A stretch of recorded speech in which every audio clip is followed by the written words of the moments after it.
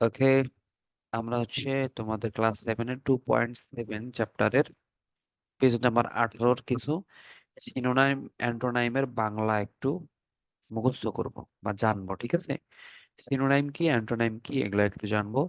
প্রথমটা ওয়ার্ড, মূল শব্দ। সিনোনাইম মানে একই শব্দ, অ্যান্টোনাইম মানে বিপরীত শব্দ, এটা জানতে হবে।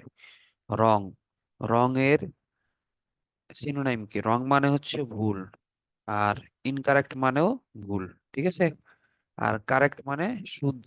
তাহলে এই দুইটার বিপরীত শব্দ কারেক্ট। আনমেরিড মানে অবিবাহিত, সিঙ্গেল মানেও অবিবাহিত বা একা, আর মেরিড মানেও কি আহ বিবাহিত। তাহলে এই দুইটার বিপরীত মেরিড। চুজ মানে কি? পছন্দ করা। সিলেক্ট মানে পছন্দ করেই নির্বাচন করা। ঠিক আছে, রিজেক্ট মানে অস্বীকার করা। এরপরে রাইটার মানে লেখক, অথর মানেও লেখক, রিডার মানে যে পড়ে। ঠিক আছে, বিপরীত হয়ে গেল। পাঠক, লেখক, পাঠক। হ্যাঁ, বিহেভ মানে আচরণ বা অঙ্গভঙ্গি, অ্যাক্ট মানে আচরণ বা অঙ্গভঙ্গি, মিসবিহেভ মানে খারাপ ব্যবহার। ঠিক আছে, ওল্ড মানে বৃদ্ধ, এনসিয়েন্ট মানে পুরাতন বা প্রবীণ। হ্যাঁ, ইয়াং মানে নতুন। ঠিক আছে, বাই মানে কেনা, পারচেস মানে কেনা, আর সেল মানে বিক্রি করা।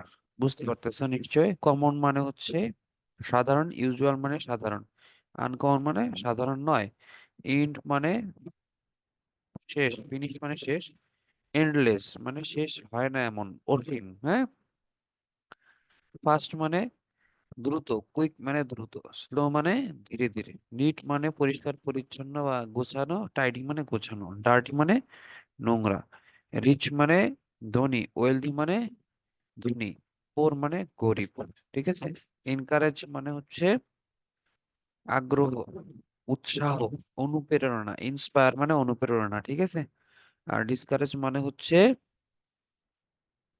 অনুপ্রেরণা না দেওয়া বা অনুৎসাহিত করা। ঠিক আছে, অনুৎসাহিত করা।